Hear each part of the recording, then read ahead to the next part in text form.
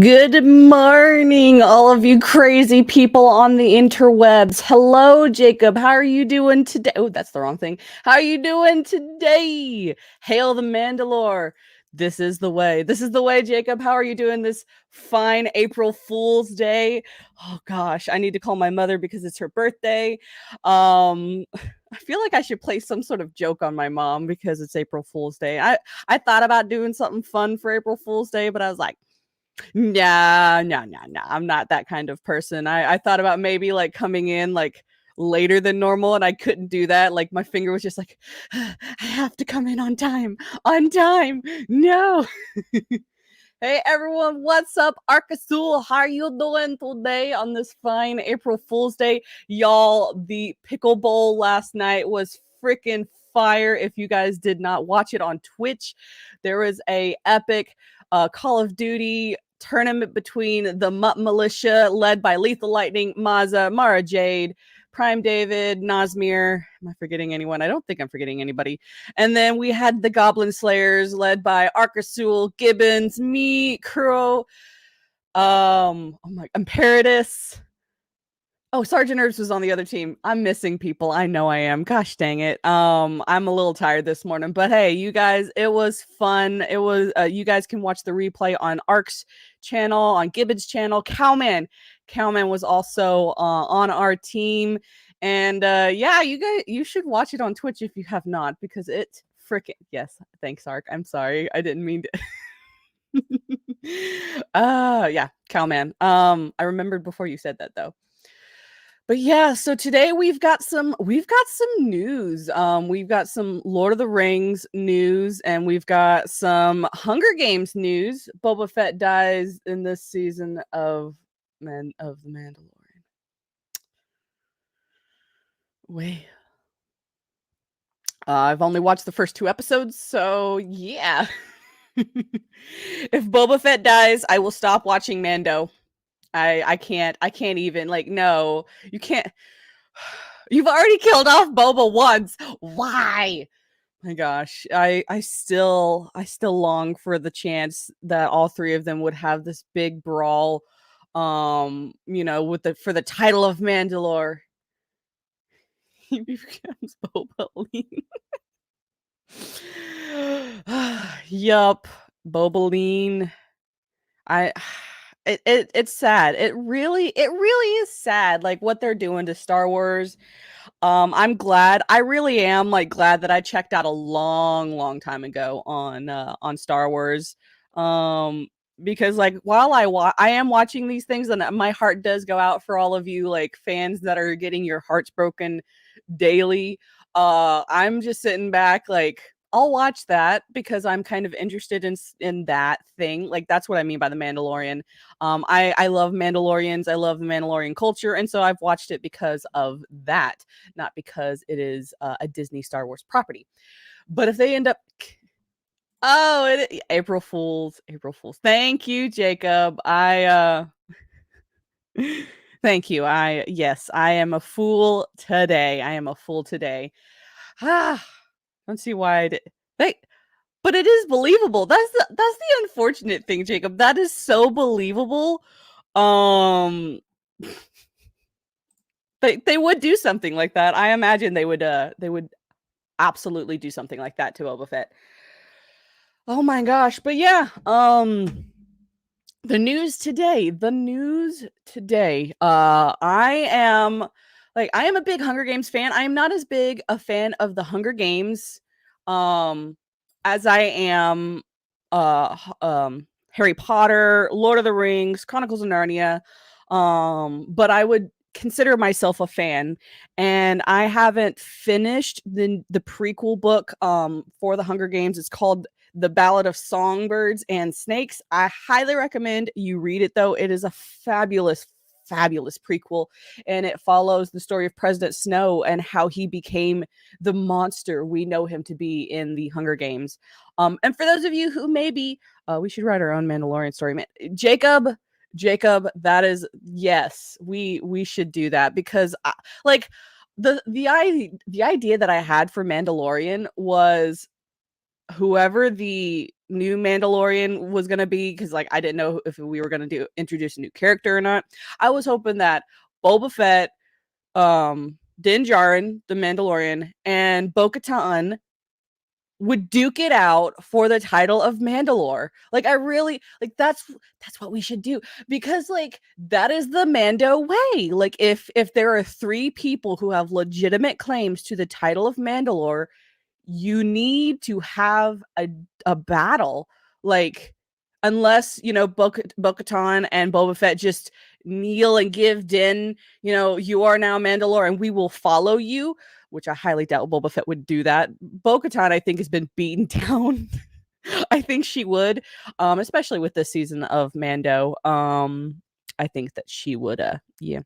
What's up, Salty? Happy April Fool's Day. There is no bigger prank than Disney Star Wars. I agree, Salty. I agree. But that is not the title of today's video. But yes, Jacob, you and I should like get together and try and think of a better Mandalorian show than The Mandalorian. Because I think we could do that. We have enough material. We know enough about the Mando culture. Okay. So, prequel Hunger Games news. Ballad of Songbirds and Snakes. And for those of you who don't know the story of the Hunger Games, kind of a very brief synopsis of the Hunger Games is it is a post-apocalyptic United States. That's what most people assume, is that it's the United States after a devastating natural disaster has left the world in pieces and crumbling, and only a little bit of the United States only a little bit of North America as a continent. It as far as the books are concerned, it is the only continent still around. Like it is the only continent left. And so the post-apocalyptic North Americans created this country of Panem. It is very dictatorial. It's instead of states, it's 13 districts, and then there's several. Hi, Ladart. How are you doing today? I hope you're having a good day. Jacob, our Mandalorians should be violent. The Mandalorians glass planets with Yes, they did. They freaking did. That Hunger Games prequel was not accepted well by fans. Just saying, really? I've been reading the book. I'm not finished with it, but I really have enjoyed it. But I tend to enjoy like the psychological thrillers and things like that. So maybe that's why I've enjoyed it. But I think it does answer quite a few questions that the original books don't. Like, where does the song, the hanging tree come from? Why is the Mockingjay such a huge symbol? Why is President Snow afraid of the Mockingjay, and where Katniss's name actually comes from? So I've enjoyed reading it. Like I said, I'm not done. But the story is a prequel to the Hunger Games, where before the dark times, according to the Hunger Games, before the dark times, before District 13, or actually it's just right after District 13 crumbles. I enjoyed the first two Hunger Games books. Third dragged for the prequel. I get it. I mean, would I say it's a masterpiece? Absolutely not. I think I've always been curious, like what drove President Snow to be President Snow, and I kind of like it. But I haven't gotten through the whole book. I'm still kind of before halfway in the book. What is up? We have a Wild Heath Nation in the chat. How are you doing, brother? How you doing? Did you enjoy the Call of Duty tournament last night, Heath? I am so horrible at Call of Duty. I want this to be good. Will it be in a movie? Or yeah. I mean, that's what that they are working on the prequel movie for the book. So I'm hoping it's gonna be good. And that's kind of the first news that we're gonna go through. It was so much fun. Yes, Laid Art. For those of you who don't know, I was in a Call of Duty tournament last night with some of the greatest Call of Duty players on this planet, and I'm so bad. I'm so bad. It was hilarious how bad I was. I'm just yeah, it's funny. I mean, well, the movie be good. Yeah. Who was cast? Yeah. I hope it's good. I really do. I really hope we get a good movie. I don't like The Hunger Games isn't really a controversial book. Like Suzanne Collins isn't a controversial figure from what I've read, but I also haven't paid much attention to her. You were better than Maza. Maza got more kills than I did. Dude, I'm awake. No worries, Salty. 12 of the greatest COD players in the Fellowship. Great follow-up for Thunder Run. Agreed. Dude, while I know I am freaking horrible at Call of Duty, I hope I get asked to join the next Pickle Bowl. Because I had so much fun hanging out with Gibbons and Ark and Cowman and all of them. They were some fabulous freaking people. So yeah, let's see what else in the chat. I'm here because I was promised Chick-fil-A would be open tomorrow. I hope this wasn't an April Fool's joke. Maxter. Hi, how you doing? Maybe. It was fun. It was so much fun, Ark. And then that playoff between you and Lethal. Oh, that was nail biting and intense, and it was the back and forth, and yeah, freaking heck, man, it's amazing. Ark was a champ in that last run with Lethal. Yes, I'm sure you being a massive, probably. But yeah, it is April Fool's, guys. So I don't think Chick-fil-A is going to be open tomorrow. I can double check for you, Maxter. I'll go to my local Chick-fil-A tomorrow and just double check for you. And if it's open, I'll let you know. I was watching Ark and Lethal while streaming Metal Gear Solid. Yes, Heath. Yes, that was amazing. But yeah, like that tournament last night was awesome. But anyway, I am gonna show you guys the trailer. The Australian ping was awful, but I was still within 6 points of him. Yes. Yeah, for those of you who don't know, Ark and Lethal were tied for first place, and they are still tied for first place, and it was awesome to see.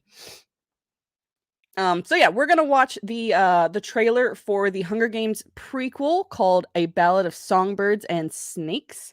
Oh, Ark is here. Hey, Ark.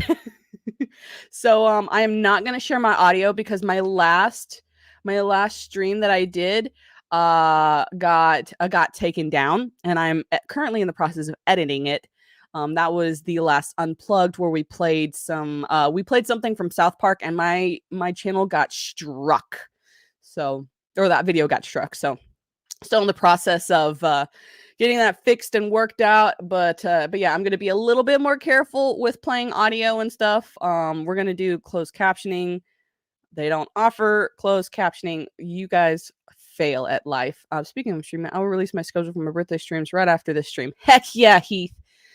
But yeah, so the Hunger Games is really is going to have a new movie based on the new prequel book called The Ballad of Songbirds and Snakes, and I'm excited for it. I'm currently reading the book and I'm enjoying it so far. For those of you who don't know, it is a prequel to the Hunger Games. It is President Snow when he is a boy and how he became who he is today, and kind of answering some of those questions that some fans have had for a while.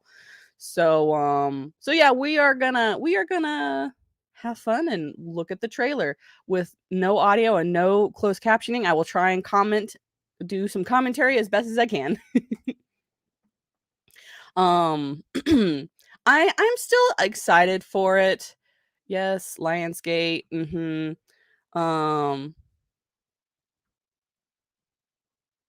Wait, why am I not I'm not getting any audio either. Hold on. I am not getting any audio. This is not acceptable. I need the audio. There we go. There we go. I is professional streamer. I know what I is doing. That is an absolute lie. I have no idea what I'm doing on a daily basis. All right, there we go.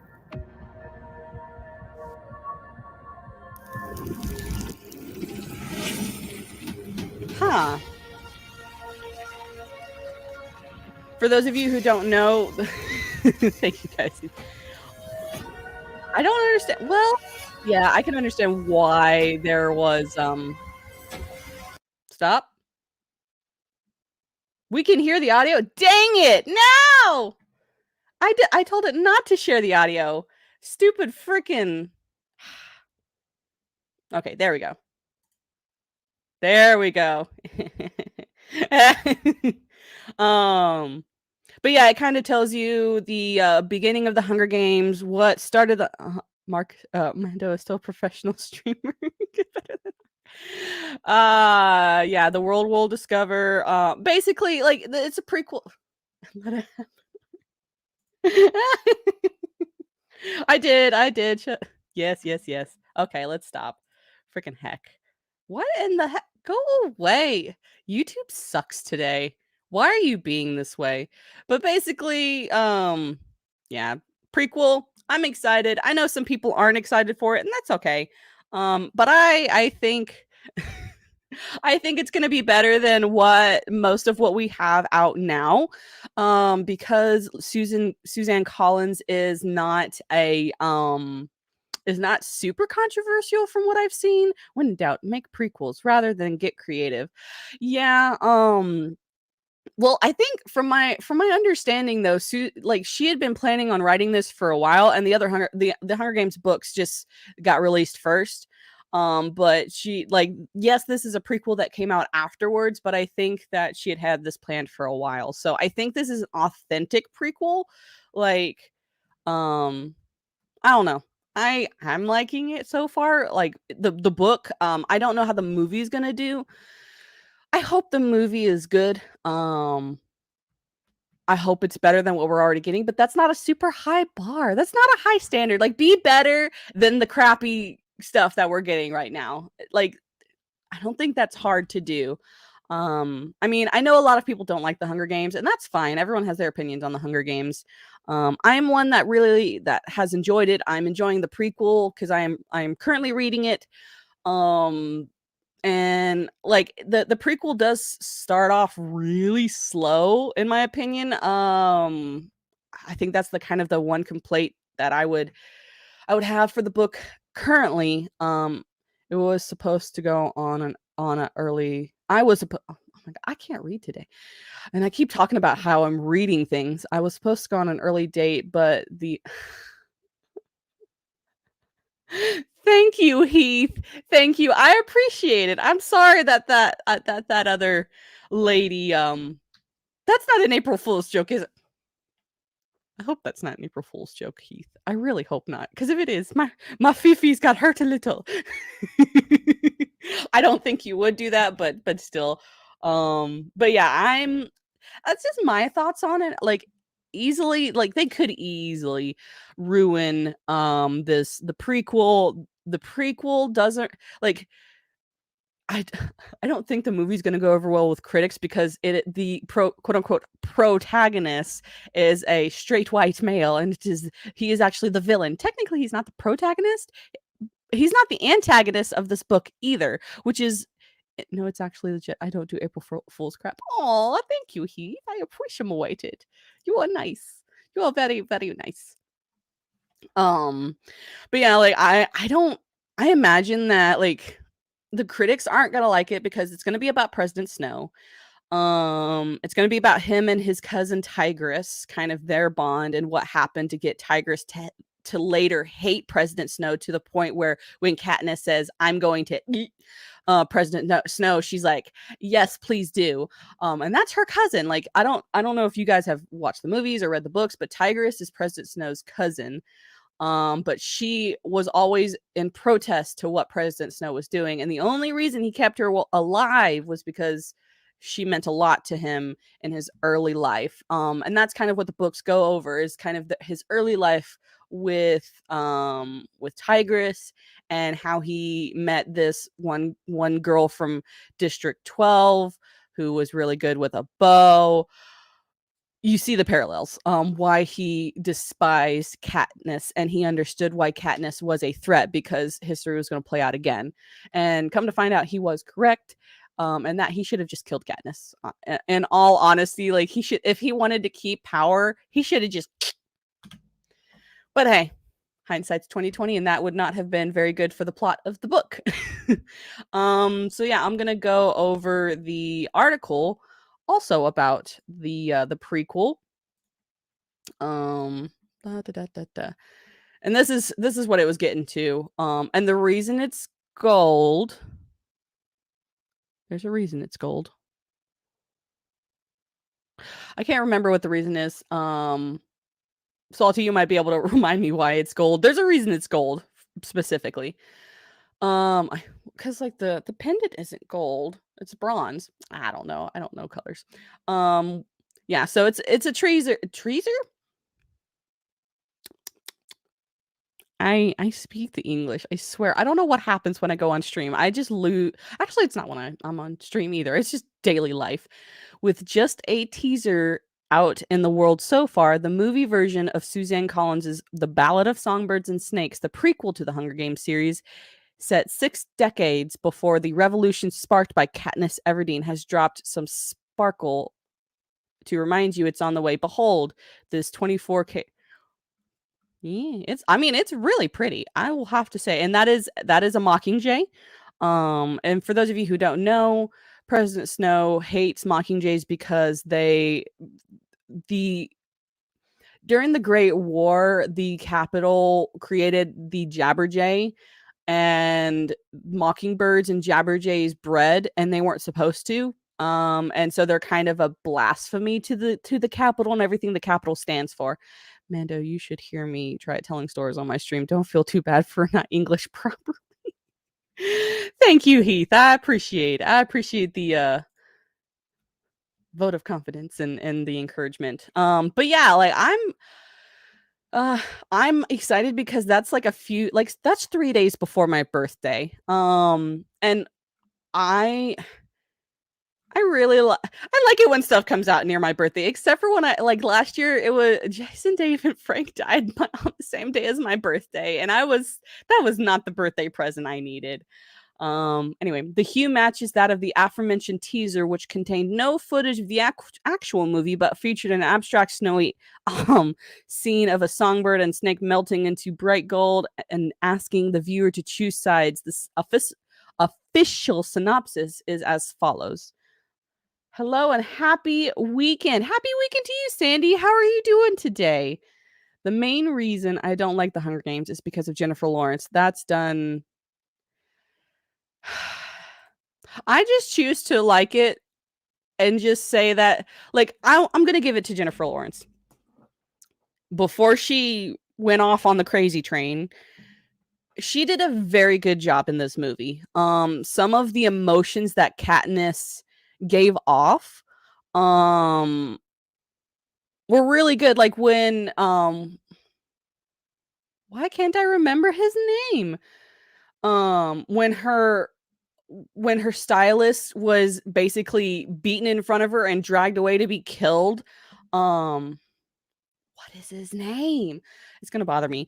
And she had to basically like see someone she like cared about ripped away from her, beaten, and then go and face the Hunger Games like 0.2 seconds later and have to compose herself. I liked that because in the book, it just the heart-wrenching feelings that Katniss is feeling at that moment it's just heart. Like my heart was very sad for Katniss when that happened. Cinna is his name. When Cinna was taken away. See, I knew I'd remember it eventually. I've only read the books a few times. Anyway, let's see. The official synopsis is as follows: The Hunger Games, The Ballad of Songbirds and Snakes follows a young Cornelius Oh, he's going to be the one who is the last hope for his failing lineage, the Snows. The once proud Snow family that has fallen from grace in a post-war capital. With his livelihood threatened, Snow is reluctantly assigned to mentor Lucy Gray Bird. I always say Bird. I'm probably wrong. A tribute from the impoverished District 12. But after Lucy Gray's charm captivates the audience of Panem, Snow sees an opportunity to shift their fates. With everything he has worked for hanging in the balance, Snow unites with Lucy Gray to turn the odds in their favor. Battling his instincts for both good and evil, Snow sets out on a race against time to survive and reveal if he will ultimately become a songbird or a snake. And we all know what he ends up turning into. We know, but I really enjoy the villain's journey sometimes because like some of the most encapsulating captivating villains are the ones who they start out good, they have noble ambitions, and it's just one or two key decisions in their life that turn them to the dark side. Using a Star Wars quote because we were talking about Star Wars earlier. And I find that fascinating how many heroes are so close to being the villains and how many villains are so close to being the heroes. And like if it's well written, I don't like the being able to relate to the villain in a way that's just like, oh, they're poor fifis. But no, like there are villains who are relatable and it's done well, and those are great villains. That's why we love Magneto in the X-Men as a villain, because we understand his rage, we understand why he's doing what he's doing, and he's kind of justified in it. While we don't condone his methods, he's justified to be angry at the world for what it's done to them. While I don't think Snow is as well written as like maybe Magneto. I can admit when something's not perfect. There were, and granted, I've not finished the book. It might get better. Although from Salty's reaction, I don't think it will. But I'm going into it with optimism. Griffin from Berserk is who I think of. Someone ambitious turned pure evil after falling off a cliff. Hey, it happens. The Red Hood, he was Robin and then he died and then he came back and he became an almost villain. He's an anti-hero. He's like basically a villain, but not really. So yeah, like it's fascinating to see what it will take to turn someone good to the side of evil, but it's also fascinating to see what would turn someone from evil to good. Like if you've ever seen the animated series Gargoyles, Xanatos is someone who very much evil, very much all for himself, selfish, and then he becomes a father. And everything changes. So stuff like that I think is interesting. Some people probably don't care for it as much. It's a cop out, or but if it's well written, I tend to enjoy it. Or if it's a compelling story, it's good to me. As I digress, with only the most cursory Hunger Games know-how, you can guess which way Snow ultimately went. Not for nothing did President Snow, as played by Donald Sutherland in the main movie series, make 109's list of most blatantly evil presidents in sci-fi movies, right? The most suspenseful part of all of this just might be whether or not audiences are still hungering for more Hunger Games in the first place. I mean, yes, directed by Hunger Games vet Francis Lawrence and adapted from Collins' novel. All of those people. Oh no.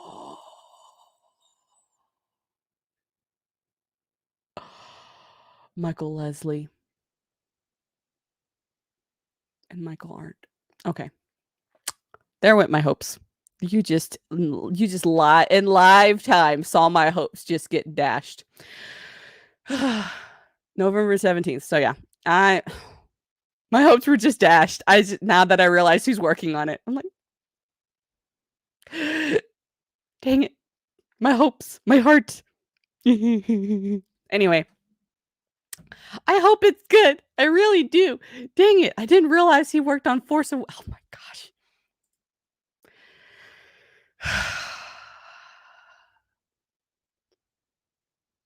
The other ones are really great. The other, like Toy Story and like Assassin's Creed, that was like great. And then we got The Force Awakens, and then it's just like, oh god, no. Yeah, that movie is cancer.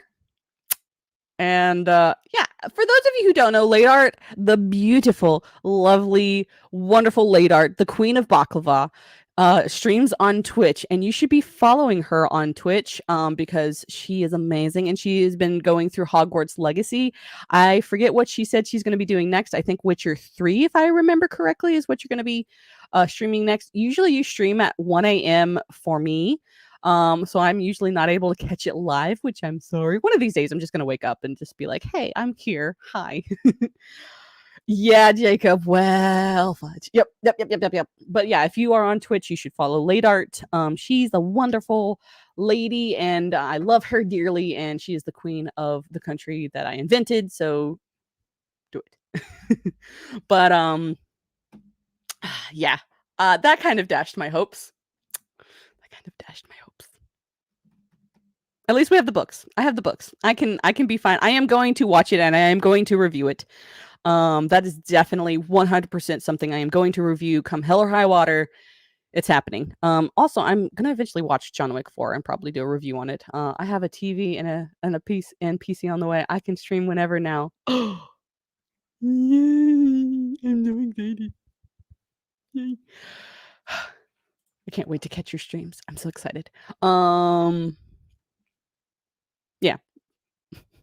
But I am for sure gonna be watching the movie when it comes out because it's coming out a couple days before my birthday. So I'm gonna do that. I will probably let's see, what day is my birthday on? Let me take a look. My birthday last year was on a Friday, I think. So let me take a look. My birthday is on a Monday. I will probably try and watch it when it comes out on the 17th, which is a Friday, and I will try and have my review ready by either Saturday or Sunday. So the 18th or 19th because I do plan on streaming for my birthday again on Twitch. So yeah, you guys should follow me on the Twitch to watch the stream. Hello, Miss Martin Muses, one of the smartest ladies on the internet, graces us with her presence. Miss Martin Muse, what are your thoughts on the Hunger Games prequel and the movie coming out? Are you hopeful? Are you thinking it's going to be trash like everything else? Do you just not care? What are your opinions? I was hopeful, and then I realized just live a few minutes ago that some people that worked on The Force Awakens will also be working on this movie, and Force Awakens is cancer, and that cancer will spread to this movie, most likely, in my humble opinion. I hope not. I really hope not. I hope that it's a good movie. I hope that they stick to the book. And it's done well, but I mean, I doubt they're probably going to change perspectives from President Snow to Lucy, which honestly will mess everything up if they change perspectives. But that's the only thing I can imagine that they would. No reason to be hopeful about anything new nowadays. Yeah, Hunger Games is kind of its own little pocket of the internet. I've always felt like most people have liked Hunger Games, and so I don't know. I try to be an optimist when possible. I am mostly a realist. Yeah, I'm mostly a realist, but my hopes have just been dashed. So yeah, we got the proper opinion about the trash that's going to be coming out. Okay, so the next news is Lord of the Rings news because we can't seem to get away from it. I really wish they'd just leave Lord of the Rings alone, but they are most certainly masochists and they just like a beating. But this new article by State Facts, I don't know. I've never read anything besides this article by them before. So her disappointment is immeasurable and her day is maybe not my day is not ruined because I plan on taking my motorcycle out and riding around. So that's going to cheer me right the heck up. And I have some stuff I got to get done. I was gonna try and watch The Emperor's New Groove today with my Discord people, but I am unfortunately not able to do that today. I've got to get some stuff done around the house, and I planned on changing my background a little bit. I've got some gifts that some friends of mine sent me that want to be shown that I want to show in the background. So yeah. Anyway.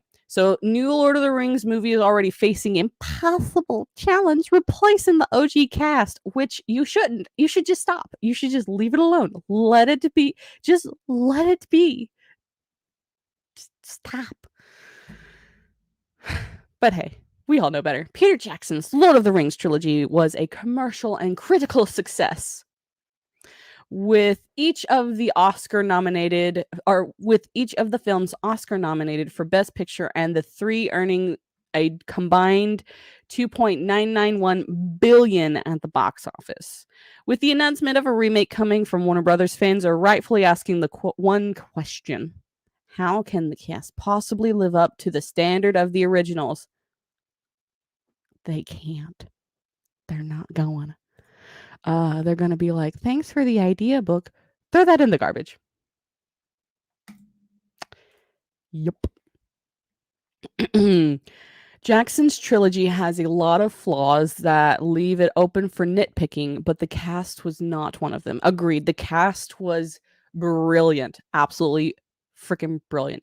It was led by the thespian Ian McKellen, while actors like Elijah Wood, Orlando Bloom, Sean Bean, Viggo Mortensen, and Sean Astin had their careers made by the franchise. What's up, Emperor Doomsday? Welcome to the chat. How are you doing this fine Saturday morning? For many of these actors, Lord of the Rings is the role that comes to mind when discussing their careers. One can't mention Elijah Wood without bringing up Frodo, which inherently makes it hard to recast the character in a remake. Beyond that, the sheer amount of time spent by each actor in character led to a familial feel and showed their devotion to the craft. The passion oozed through the screen. The trilogy was shot consecutively, shot back to back from October 11th, 1999 until December 22nd, 2000. Additional photography took place over the following 3 years. The film was shot entirely in New Zealand, the place of Jackson's birth. I'll keep the stream up while I get for my birthday doubleheader next week. Heck yeah, Heath. I hope that it is a blast. Doing well. That is good. That is muy bien, good sir. My thoughts on the only flaw in the trilogy, the greatest trilogy of all time, is that it ended. Sandy, yes, like as far as what could have been done from the books to the movies, it was flawless. Agreed. A lot of people hate that Tom Bombadil was not in the movies, but if you've read the books, Tom Bombadil would not have transferred well to the movie screen because he's just so OP and he's so off the walls. Like, you just can't. You can't. I'd watch a 24-hour cut. Heck yeah. I would too, Sandy. But honestly, they're not going to be able to. They're not, unless they get some top tier freaking actors who are not woke. And I repeat, not woke. Like you might have to cast Tom Cruise. Like, I don't know how I feel about a Tom Cruise in the. He probably wouldn't do it anyway. That's not his shtick, I don't believe. But like you'd have to get some non-woke actors that actually love the Lord of the Rings, because one of the things Viggo and all of them had in common is they were lovers of Lord of the Rings, and one of the cast freaking members knew Tolkien. He freaking fought in the trenches. Freaking, like, you can't beat that. Like, there's no way you can beat that. Someone was actually like who actually knew, like, you just can't. You can't unless you raise someone from the grave and cast them as Gandalf. You can't do better than what he did. Like, Ian was flawless because he had read the book back and forth, up and down, sideways, and other, like, he knew the books by heart.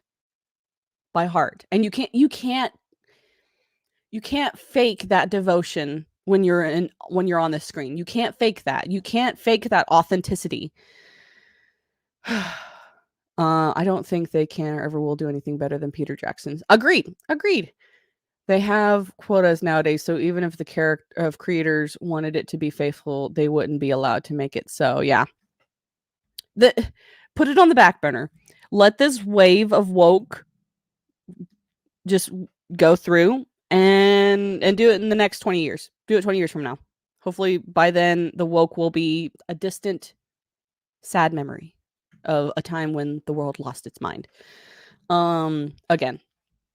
But yeah, they just need to stop. Like there are so many other IPs that if they really wanted to resurrect something like The Black Cauldron, a super underrated movie, they could bring that some love. Fern Gully,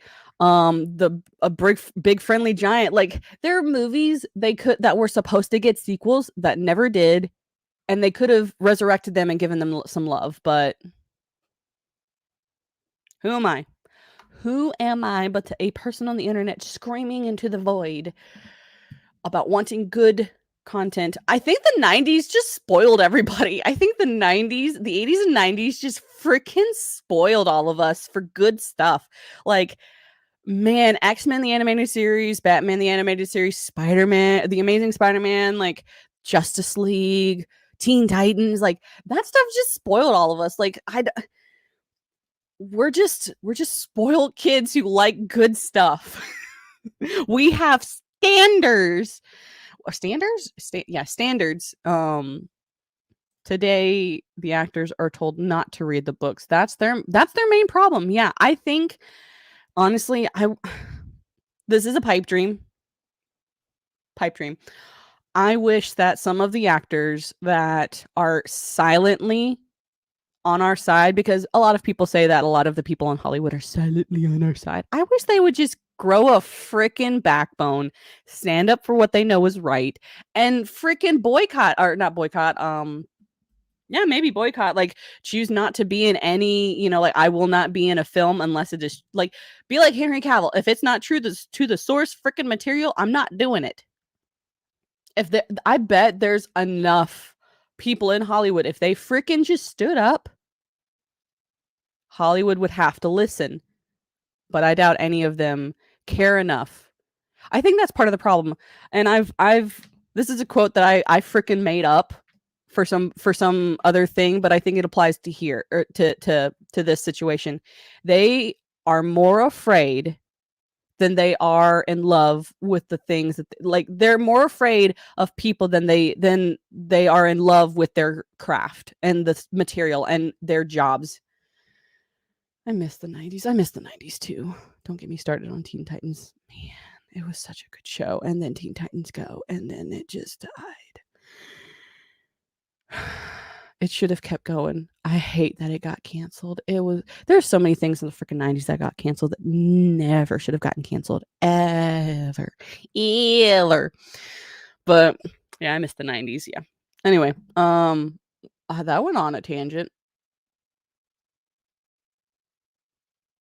But basically, don't let your fear outweigh your love for something. Like, don't let your fear weigh out on your love for something, because you will make decisions you will regret for the rest of your life if you let your fear control how much you show your care for something. Make the parodies come back. I know. Every freaking Police Academy was awesome. Bring us the dancing lobsters. Bring us the llamas and hats. Bring us Charlie the Unicorn. Bring us stuff that's supposed to make us laugh and is supposed to be inappropriate. Bring us the things that make fun of everything going on. Make fun of all of the presidents, all of the people in power. Like, bring back people who are not afraid of the powers that be. Like, make backbones great again. Anyway, sorry. Moving on. The actors spend the duration of the 438-day shoot together, filming at over 150 different locations, often in remote spots of New Zealand's sprawling landscape. This long, often arduous shoot brought the cast together, and it shows in the final product. The relationship between the characters is at the heart of the films and the books that inspired them. No actor felt out of place in the ensemble cast. Agreed. Jackson was adamant about perfecting his cast, leading to the early dismissal of Stuart Townsend. Townsend was the original choice for Aragorn Strider, part of the filming for the first several weeks. Ooh. I didn't know that. Jackson made the difficult decision of recasting him, deciding mid-shoot that he was too young and unfit for the. Wow.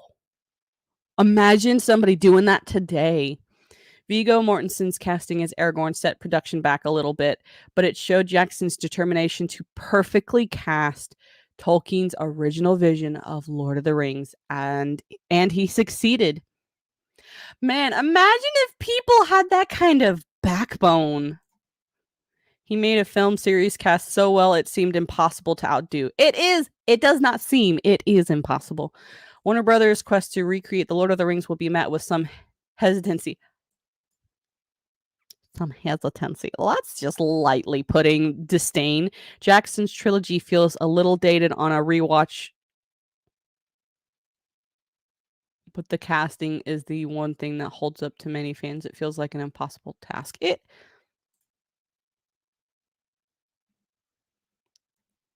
I've rewatched it. It doesn't feel dated to me. Maybe I'm too nostalgic.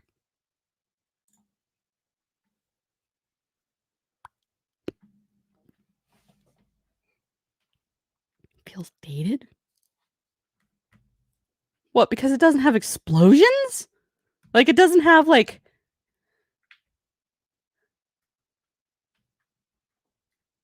Dated. Does it feel dated to you guys? Have you guys watched it recently? Like, last time I watched it was, like, a couple years ago. Didn't feel dated to me then. Does it feel dated to you guys? It just seems wrong. I don't... Dated. It feels wrong to say that. Explosions! Michael Bay would be disappointed in this movie. There are not enough explosions. The Balrog did not give enough fire. Should have been more booms and more blah. I feel like we got, as much as I love some of the Transformers movies with the explosions and then Michael Bay going. That's not what this was about. I feel like people are getting confused between genres and styles. They're like, oh, this isn't like that movie. Well, you're comparing a fantasy to a space adventure. They are not, like, you can't equate them, because in a space adventure, like Transformers, I call it a space adventure because they're aliens. I know it's wrong. Of course there's going to be explosions. They're robots. Like, you can't, because I've heard people, they're like, I think that the Transformers was slightly better, blah, blah, blah, blah. And I'm like, I want to hurt you. There are people that I have stopped talking to that said something about, oh, I think Transformers was a better story than Tolkien's, and I wanted to choke you. I would never do that, YouTube. I would never actually choke somebody. It is a figure of speech that is inaccurate. I would not want to do that. Please don't cancel me.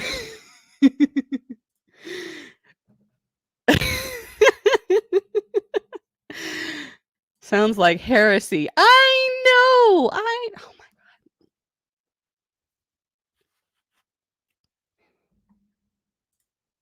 Yes, she would. The cake is a lie. Oh my god. I can't imagine anyone. But anyway, the rant that I was going on is I feel like people like dislike a genre. Like they say they dislike a movie when in fact they just dislike that genre. I think a lot of people get that confused, because I know a lot of people who are not into space adventures. That's just not their thing. And they're like, I'm not into space adventure things. I'm into mystery. I'm into suspense. I'm into horror. And there are a lot of people who that they just like one genre, and that's them. That's fine. That's fine to like what you like. And I think too many people get that confused. When they're, I feel like people who are movie critics don't know how to separate that. They're like, oh, this movie didn't have this kind of dialogue, and it's like, I understand that sometimes, but sometimes you have to take into account what kind of movie it is, because there are so many people whose critiques of different things, well, it's probably valid. I think that they get confused as like, well, I don't like it because it's not like this thing. Well, it's not supposed to be like that thing. Didn't intend to be like that thing. I know a lot of people try and like compare Star Wars and Star Trek, but I feel like they're not. Well, yes, they take place in space. I feel like the subgenre is different, in my opinion, but I haven't seen enough Star Trek to have an educated opinion. I don't know. I could be wrong. I could be completely wrong. Oh, I forgot. I wanted to do something. Tell me if you guys like this. I'm gonna start playing some music during um during the literary souls. Tell me if you guys like it or not. They are nothing alike. Okay, that's what my thought process was. You might not even be able to hear the music and stuff, but I meant to do that. I forgot for the first hour. I just kind of like having like a little background noise music. Because I know a couple streamers do that. I know Salty and Zach and Max do that. So why not? Why not do that? I don't know. Maybe I can be like them. But sometimes I just don't like the silence. I don't know. I'm used to like streaming with games or with somebody else. So let me know if you guys don't like it or not. I've got it super low, so hopefully it's not distracting. But yeah, I think, like I said, I think people just confuse their tastes for something being bad or good. Star Wars is a space western. Pew pew pew galore. Yes, agreed. Star Wars is a space western. While I feel like Star Trek, I don't know. I haven't watched enough of it. I'm sorry. It's like a space drama, maybe? Space western, space drama. I don't know. Well, like also you can't compare a western to like modern day Transformers. You can't. They're not the same. And like, oh well, there wasn't enough horses in this game or in this movie. That's because it is modern day. It's like, oh well, there's not enough technology in that. It's a western placed in the old days. So yes, Star Trek is much more of a drama. Okay. So I was right. Yay. Okay, I said the right terminology. But yeah, I think that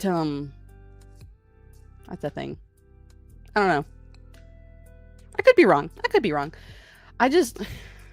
I feel like a lot of people's complaints about Lord of the Rings being old is they just don't like it because it's not got the same kind of graphics that we're used to in modern day. And I understand a lot of this new generation is very much into, does it look good? And if it doesn't look good, I don't like it. It's like, let's get past the looks. Like, yes, the looks of a movie or a TV show are important, but they are not more important than the story, the plot. And I think too many people nowadays are getting that confused. Like with we're going to talk about the Rings of Crap in a minute.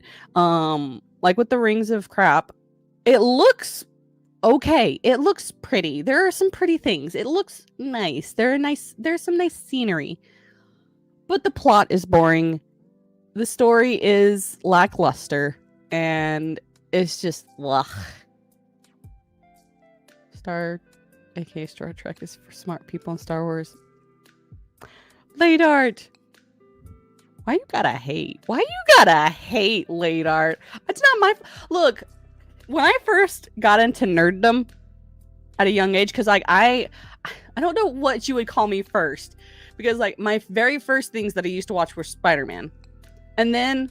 more heresy. And then I got in to anime, and I was a huge anime fan for a lot of my young life, and now I've kind of switched. I kind of like both equally, so I don't know. And when I was first getting into the space thing, I liked Gundams and Gundam Wing, and I was really big into mechs, and so of course I kind of liked Star Wars more because it had that feel that some of the animes that I was used to watching felt. But also I was told that you could not say, you could not like both Star Wars and Star Trek. That's what I was told when I first got into the fandom. Like, you either like one or the other. And I was like, well, I'm more familiar with like Star Wars styles, so I'll just go with Star Wars. More heresy. Kidding. kidding. Are you really though? Are you really?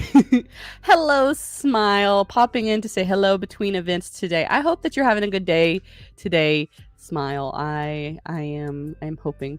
Laydart is being a massive Karen. No. What's up, Chris? Wait, so am I a dummy for Star? Apparently we are, Chris. I don't know. You know I love you guys. We love you too, Laydart. We love you. But yeah, I like for real when I first got into like the space stuff, I was told that you couldn't like both. You had to like one or the other. And so I chose Star Wars, and I just never watched any of the Star Trek, and I don't know if I ever will now. I feel like I'm so far behind. It's just not even it's not even worth it to try and start now. I don't know. Later, you can tell me if I'm wrong or not. I'm sure I'd probably like both, because I've liked other similar genres. I kind of want to get into Deep Space Nine a little bit, but I don't know. Original Star Trek for life. I'm not surprised. I'm not surprised at all that you like Trek. Yeah, Trekkies and Star Wars people are at war. So where do you stand on Battlestar Galactica? I've only seen the first episode. So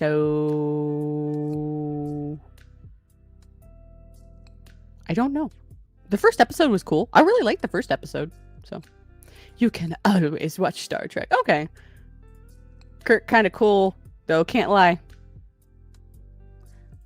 Only for first gen. What about Deep Space Nine? Smile. What about Stargate 2? Okay, maybe I'll get into that. Never watched Galactica. Yeah, I didn't know I was watching it at the time, and then when I looked back, I was like, oh, it was Battlestar Galactica. The heck? What in the heck is going on? My computer is being weird. Okay, that's fine. Yeah, maybe I'll watch it. I've got so many things I need to watch and review. Maybe I'll get into Trek. I don't know. I feel like I'm betraying the Star Wars fandom if I go over to the other side. Stargate was cool. Teal'c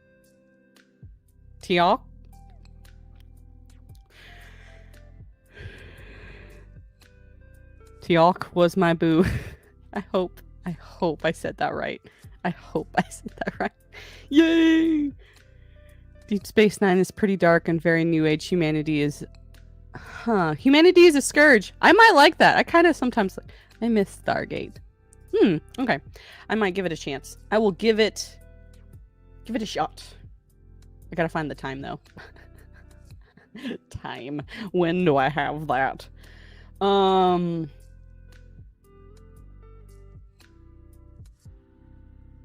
sorry. I got distracted by a message from somebody.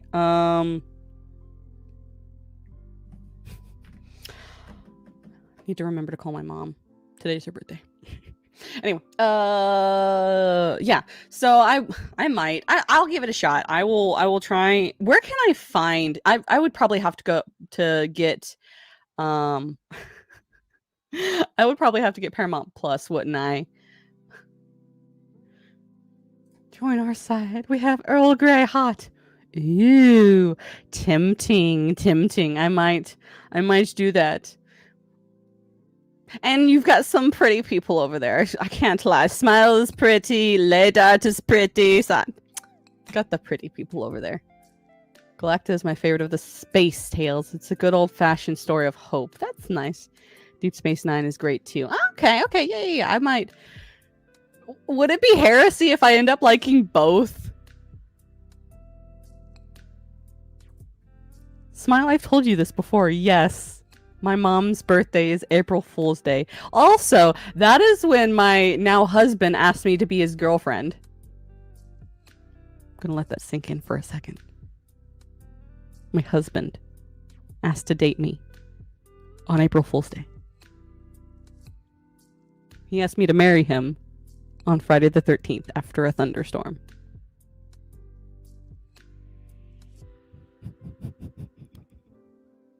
It's fine liking both. Fabulous. Oddly appropriate.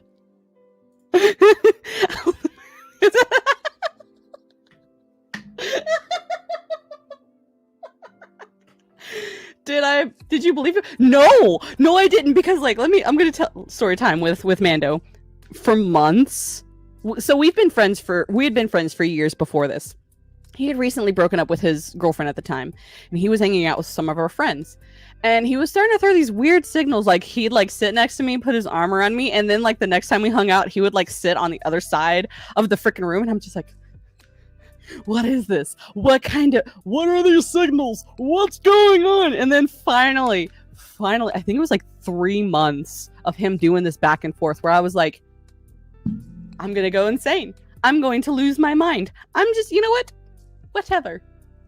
I'm just gonna whatever. And then he freaking asks me on April Fool's Day. He's like, "Oh, it's April Fool's Day?" I'm like,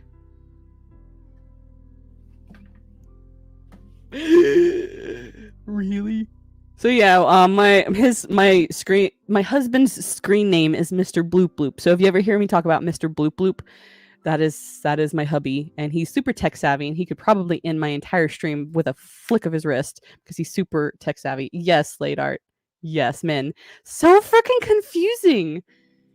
He asked me if I was okay with him asking you out. Yes, I do remember that. I remember him telling me that he was terrified because, let me tell y'all, Smile a While is very intense when she wants to be, and she can be scary as well. And so I fully understand why Mr. Bloop Bloop was that was in March. Oh my god. He was still sending me some weird signals. My god. He asked me in April. I think we had started hanging out like in January. No, December. December he started hanging out. And so like December, January, February, March. Oh my god. I was losing my freaking mind. Oh man. I was losing my freaking mind. But hey, we ended up getting married. Y'all, our first date, he ended up in the hospital. Our whole relationship has been this just crazy turn of events. He stepped on a weird screw and I had to take him to the hospital. That was our first date. Oh, my life. If I could probably write a book about my life, man. I don't know if it'd be a comedy, a tragedy, or a mystery. Don't underestimate those of us who look sweet, writing me about his feelings for you in letters when I was working in the woods back in November.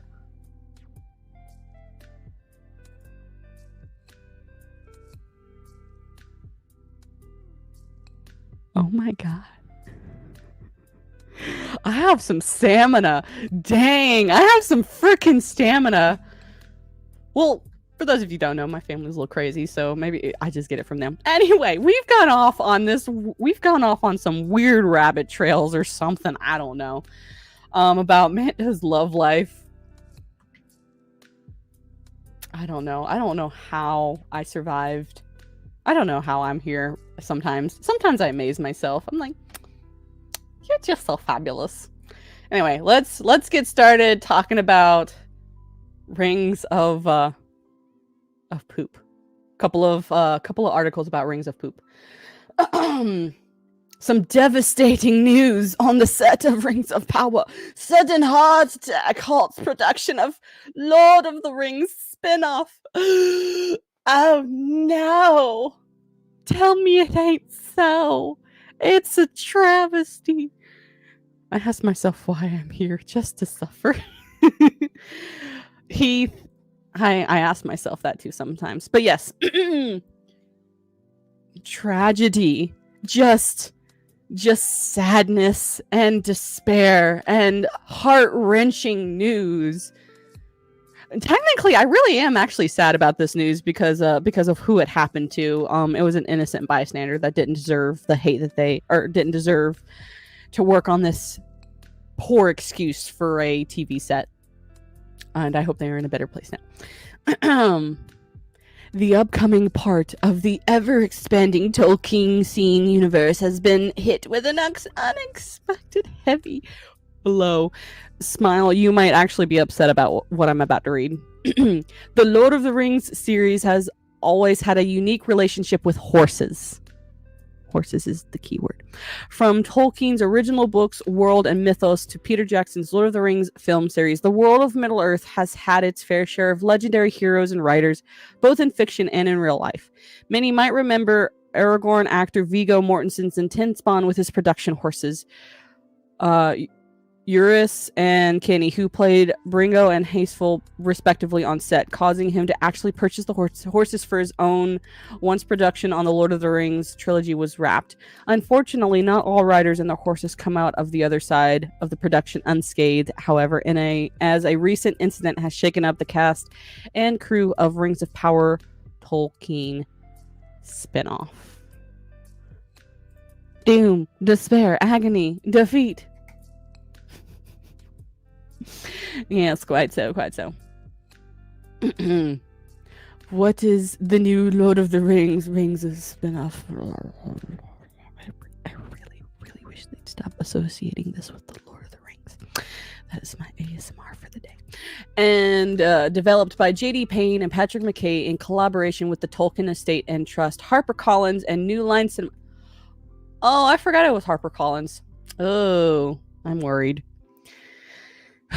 They might actually have some rights that I forgot about. The studio where Peter Jackson's Lord of the Rings and the Hobbit trilogies originated, the new Amazon series Lord of the Rings, Rings of Power, began airing exclusively on Amazon Prime Video last September. Amazon clearly spared no expense, with the most expensive series ever created at $1 billion US. Perhaps a natural conclusion to Jeff Bezos is a reported Tolkien fan himself.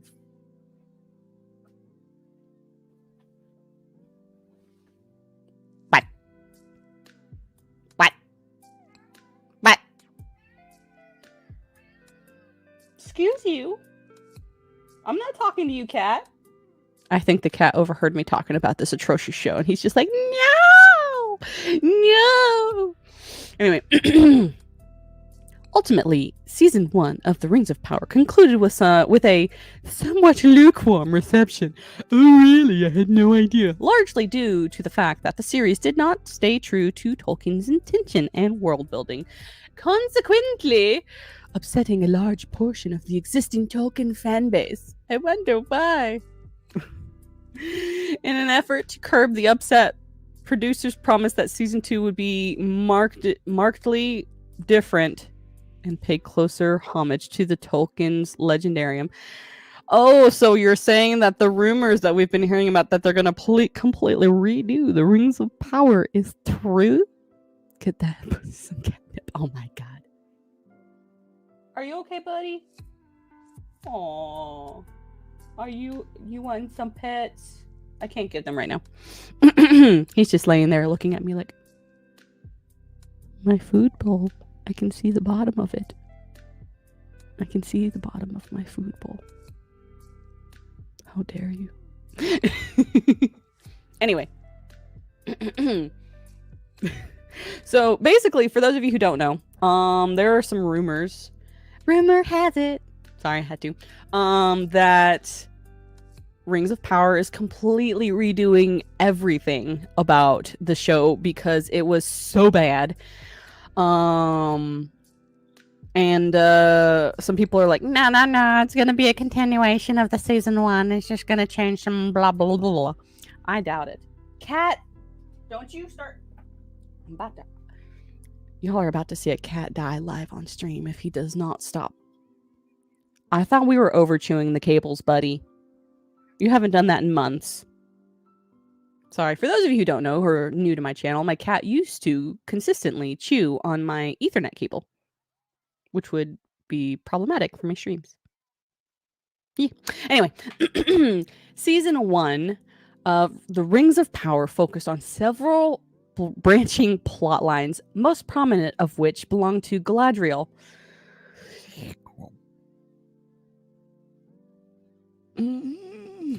My cat always sees the bottom of her food bowl. Miss Clark, as a much younger elf before Cate Blanchett's portrayal in The Lord of the Rings, well-known characters like Elrond, originally portrayed by Hugo Weaving, were also pivotal, notably spoilers. The human Halbrand, played by I don't care. Turns out to be Sauron, promising darker themes to come. The series also follows the exploits of Prince Durin IV, Princess Disa, Gil-galad, Arondir, Bronwyn, Marigold, Brandyfoot, Largo Brandyfoot, Nor, Eleanor Brandyfoot. I don't care about the Brandyfoots. Muriel, Elendil, Pharazôn, and Isildur. Daniel Wayman also plays the stranger and member of the Istari who falls to Middle Earth in a meteor. So we were correct. All of those theories about it was either going to be Sauron or one of the wizards was true. I will eat my words saying that I thought it was going to be Sauron. But the Harfeetsies! With their nasty ass feet. Yeesh. Ugh. Yeesh, indeed. So just that one paragraph. I want you all to understand the implications of that one paragraph. Rings of Power is supposed to take place in the Second Age. The Second Age. The Istari did not come to Middle-earth until the Third Age. Thousands upon thousands of years after this time period. Like, the early days of Sauron was thousands of years. The Second Age is thousands of years. Love you, Chica. Gotta go collect my nibblings from my... I think you meant siblings. Unless you're picking up chicken nuggets and you're calling them nibblings, which... I'm going to use that to call... nibblings. Instead of saying nuggies, I'm going to say nibblings. You probably mean siblings, but I'm going to take that now. See, I'm not the only one who messes up my own words.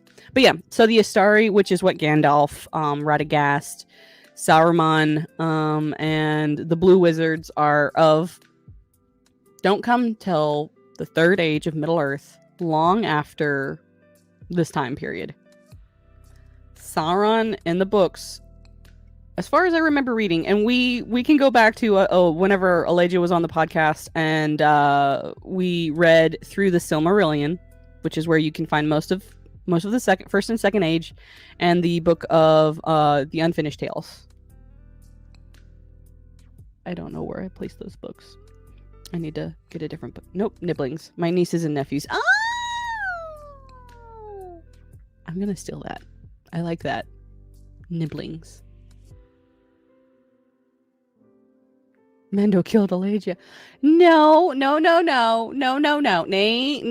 I say. I did not kill Elijah. I did spit in her general direction, though, on Orlando. Not really. She was beside Megan on the other side, so she was not directly facing me, so it wouldn't have gotten... So never mind. But Elijah was there. No, she has many other things going on in her life right now, and I am so happy for her, and I am so happy for her marriage to Johnny. I wish them nothing but the best, and I enjoy seeing her updates on Instagram, and she is a lovely, wonderful human being, and she's always welcome on this channel. Always. Her and Ark are always welcome on this channel. But yeah, she's having fun. She's doing married people things. I didn't create it. Googled it. It's a thing? Nibblings? Huh. Interesting. I was next to Rich when all that went down. Also, congrats to Johnny and Elijah. Yes, you were. What? Because it was Rachel, Cowman, and then you on the other side, right? I forget which side. I forget where everyone was sitting, to be honest. That was a way to introduce myself to Dr. Rachel. And for those who, I can't believe I have to keep telling this story. One day I will never have to tell the story again. For those of you who were not in Orlando for the Orlando meetup, me and quite a few people went out to have dinner at a pizza place, and I was telling a story, and I went to take a sip of my drink at the end of my story, and Dr. Rachel, also known as Sauron Cosplay online, said a joke, and I was not ready for it, and so I shotgun blasted her with pink lemonade in the face. I'm still surprised nobody got that on camera because most of the people at that table were streamers. That is correct, madam. Okay, yeah. I knew Cowman was close. But yeah. For those of you who are on my Twitch, that is where the lemonade emote came from. Someone who has witnessed to that created an emote for me in honor of that moment. I need to create more emotes. Anyway, I keep getting distracted. Sorry, guys. So yeah, back to that. So yeah, heart attack on the set and the aftermath. Recently, news broke about the recent filming of Rings of Power Season 2 with Tolkien fan source Fellowship of Fans. They used to say that they weren't. Anyway, sharing the unfortunate news via mail online that a production horse on the set of Amazon's series suffered from a fatal heart attack while charging in a herd of 100 while rehearsing a battle scene. That's so sad. I ripped that horse. Like, that horse, man. Need more sound alerts. Don't we all? Breaking cast of Rings of Power are left in tears as horse suffers a heart attack during filming of a 100-strong horse charge scene, season 2 in Berkshire. Huh. Horse was one of 100 charging. So this is the scene that they were referring to, I imagine. Rip that poor horse. I know! I'm actually genuinely sad for this horse. One, the fact that this poor horse had to wear that crappy piece of poop armor and having to be on this tragic TV series. Oh, freaking heck. Keep on clicking on different messages. Sudden horse death syndrome. No, he probably was not exercised enough before the charge. I actually feel bad and I hate horse. Heath. No. I am a horse girl. I cannot allow this hate for horses here. I actually feel bad and I hate horses. I do feel sorry for these horses on this stupid set. The shocking death of the horse on set has caused several big ripples, the least of which are the tears of the heartbroken cast. And like, I can imagine, like, horses are amazing creatures. I love horses. For those of you who don't know, and I'm gonna, because Smile a While has left and I can say this on her, she is a really amazing horse person. I am but a horse enthusiast. I really like riding horses. Well, there goes my mod privileges. Nah. It's all right, Heath. It's all right. We can still be friends. I'm going to do everything in my power to help you overcome your fear or your hatred of horses. The Fellowship fans expanded. Everyone was still feeling raw from the instant that production immediately suspended with some staff sent home. Sources say that the employees were still feeling raw. Okay, yeah. Why do you have to say the same thing twice? Continuing, the account brought up the fact that the horse's death by cardiac arrest will no doubt reignite the debate on the appropriateness of animals being used to make entertainment.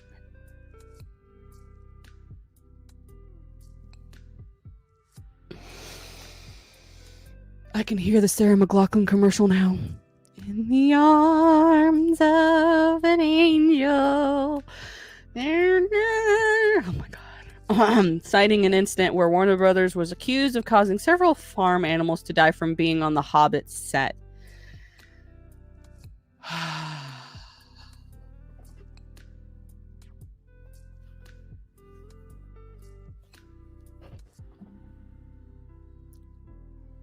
I have no words.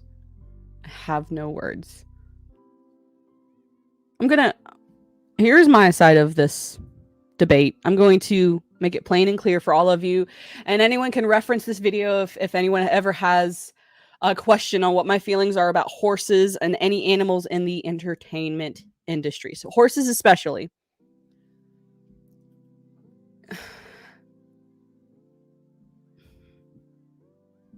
I have to try and word this properly because yeah. I love horses. I love wild horses and I love tamed horses. I respect that horses have had a place in our society since the beginning of time, and I think they always should. But as far as my feelings, I think accuracy is extremely important, and the animals most of the time are not abused on these movie sets. They're not. Accidents happen to humans as much as they do animals.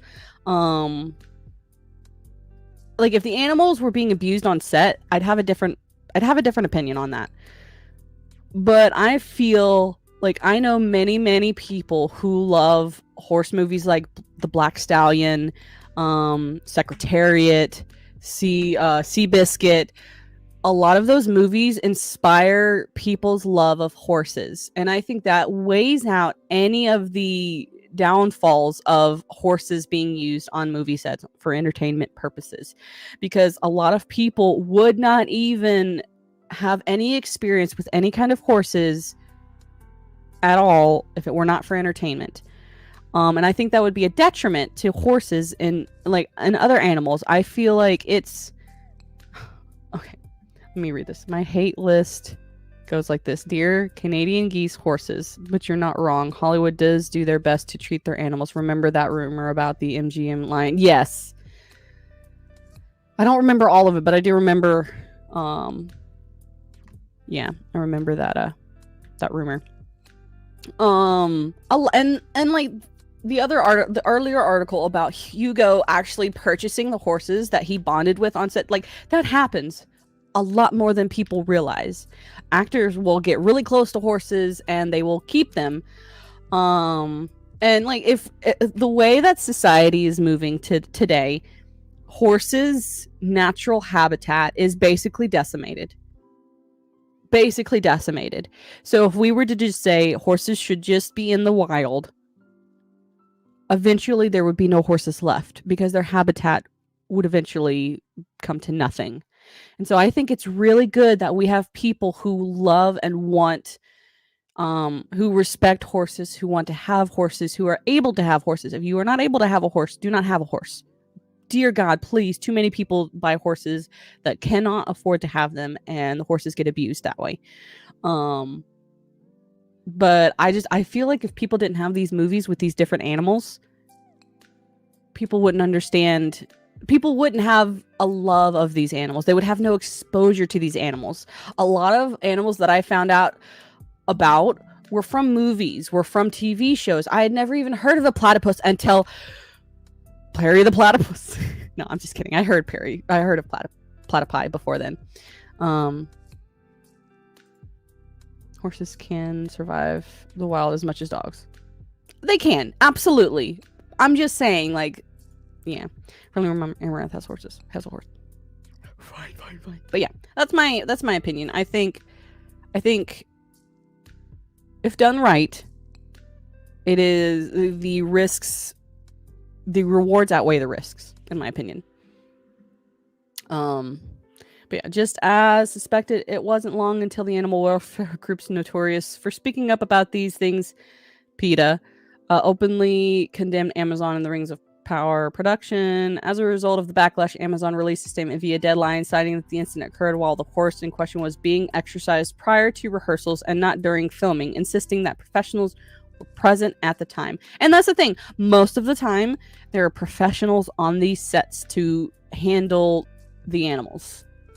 The trainer was not in costume and filming had yet to commence. Both a veterinarian and a representative of the American Humane Society Humane Association were present at the time. The independent necropsy had confirmed that the horse died of a cardiac failure. So yeah, I don't know. It happens. This is not the end of the story, however, as the incident appeared odd to many, with the horses being provided by a reputable and well-known horse supplying company, the Devil's Horsemen. The group has allegedly provided Hollywood many of its horses, with Wonder Woman, Justice League, Transformers, and Game of Thrones being in the company's list of illustrious clients. And this is the first known horse fatality in all 50 years of the company's operation. And that's saying something. That I'm kind of hoping to give the people the benefit of the doubt for this. Many have even taken to calling this a cover-up, accusing Amazon of lying, leading to something feeling off in the situation about the trainer being in costume during the alleged pre-rehearsal exercise. One example is English Lady 15, who cites that having staff like trainers in costume is hard to believe, as it's really only stunt doubles that would need to dress up. I don't know. But I like conspiracy theories. It's definitely certain that this horse passed away from a sequence of events that led to its cardiac arrest. But who are the true villains in the story? How can we determine if Amazon is telling the truth? Perhaps we will just have to wait for more information to surface straight from the horse's mouth. Whoa. A pun. Really, a pun. A freaking pun. Yeah. I don't know. That's weird. Anyway. That's weird. But yeah, I don't know. Amazon, I highly doubt that Amazon would do that, but hey, they're a big company. Who knows? Who really knows? I really hope that what they're saying is true, because sometimes animals, they can get overexerted if they aren't properly warmed up. And each animal's a little bit different. Some animals take shorter periods of time to warm up. Some take a little longer time to warm up. And sometimes stuff just happens. I really feel like this is not helpful for people to immediately look for a villain. I don't think that's constructive. I don't think that's helpful. I think that's not something that we should really be attacking them for. I think that there are more legitimate things. I just thought that was a fun article to bring up. But honestly, I really hope that the Rings of Power, I hope that Amazon changes their ways, because they do have some good stuff. They do have good TV shows. I'm a Critical Role fan, and they've been doing really good on the Vox Machina show. And I hope that they have other things that are good. And I think the fans, I'm praying and hoping and fingers crossed that the fans are going to win, like we did with Sonic. That they finally realize, hey, we can't shove this woke garbage down people's throats anymore. We're not going to take it. We're not going to take it anymore. Sorry, guys. I know that was bad. I have one more article. It's another Lord of the Rings article. I don't know. I think we might just end it a little early today, because I don't know. Next week is going to be the Easter weekend. It's going to be after Good Friday, and I am a Christian, so I do celebrate Good Friday and Easter, but we will be having Literary Souls. It will be a shorter episode, and we will be talking about C.S. Lewis again, finishing up the Space Trilogy, because I am closer, almost done. We'll finish up that, my thoughts on that, and just kind of we'll do an Easter special. I don't know. I'll think of something. We'll figure out something. Smile a while, and I will be for sure on for that Saturday. I might ask a couple of other guests if they're able to join us for that, but I am not certain. So yeah, we'll see. We'll see how it goes. What did you guys think of the music? Was the music good? Was it distracting? What did you guys think?